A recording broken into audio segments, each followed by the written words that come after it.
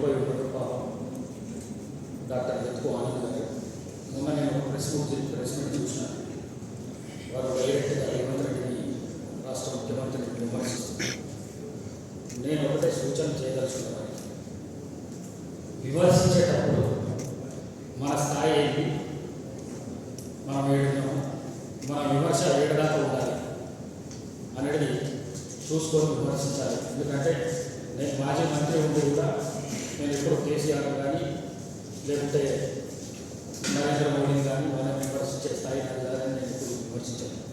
నేను ఎప్పుడు విమర్శించినా లోకల్ వికారాబాద్కు సంబంధించిన దాన్ని విమర్శించాను. మరి ఆ విధంగా రేవంత్ రెడ్డిని విమర్శించడం నాకు చాలా చాలా బాధ కలిగించింది. వారు చదువుకున్న వ్యక్తిని ప్రతి ఒక్కరికి చెప్తుంటాడు. నా సూచన పాటించాలి. ఎప్పుడు విమర్శ చేసినా, ఎప్పుడు సద్విమర్శ చేసినా, మంచి పనులు చేసినప్పుడు సద్విమర్శ చేయాలి. ఏంటన్నా మేము తప్పు చేస్తే విమర్శ చేయాలి.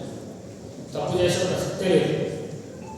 ఎందుకంటే నాకు దేని మీద ఆశ లేదు, దేని మీద ఆశ లేదు.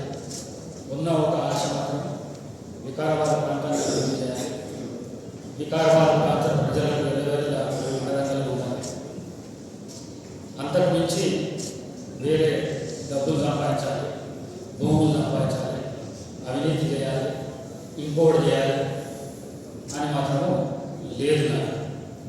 అందుకే నేను వారితోనే ఎవరు విమర్శ చేసినట్టుగా స్థాయిని మించి విమర్శలు చేయకుండా స్థాయిలో కూడా విమర్శలు చేసి సద్విమర్శలు ఉండాలి. ఏ విమర్శ చేసినా కూడా ఉపయోగపడాలి, సమాజానికి ఉపయోగపడే విమర్శ చేయాలని చెప్పేసి తెలియజేసుకుంటూ, మరి మనకు వికారాబాద్కు జిల్లా కలెక్టర్ చాలా డైనమిక్ కలెక్టర్ మనకు దొరికాడు. మన ప్రాంతం ముందే తాండూరు కానీ వికారాబాద్ కానీ పరిగి కానీ చాలా వెనుకబడ్డ ప్రాంతాలు కానీ కొడంగల్ కూడా చాలా వెనుకబడ్డ ప్రాంతాలు. మరి వీటి అభివృద్ధిలో కూడా వారి కృషి కూడా ఎనలేనిది. అట్లనే పోలీసు వ్యవస్థను ఎక్కడ ఏ జిల్లాలో కూడా కొద్దిగా రాజకీయ నాయకులు కొద్దిగా డిస్టెన్స్ మెయింటైన్ చేస్తారు. కానీ మన దగ్గర మన ఎస్పీ గారిని మనం నిలబడడం ఎందుకంటే వారు కూడా ఏమో డైనామిక్ ఉంటారు.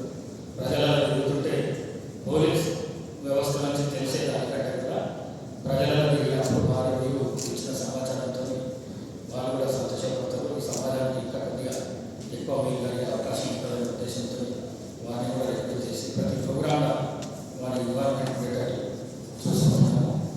మరి మరొకసారి ఈ కాంగ్రెస్ ప్రభుత్వానికి కానీ ఈ రాష్ట్ర ముఖ్యమంత్రి రేవంత్ రెడ్డి ఆహార విషయాల కృషికి ఎనలేని కృషి చేస్తున్నారు.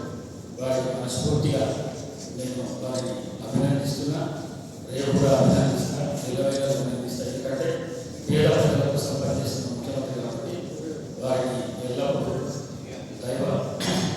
దైవశక్తి వాళ్ళు ఉండాలని చెప్పేసి కోరుకుంటూ, వారు ఎల్లప్పుడూ ఆరోగ్యంగా ఉండాలని చెప్పేసి కోరుకుంటూ సెలవు తీసుకుంటాం. Thank you. మన వికారాబాద్ హైవే రోడ్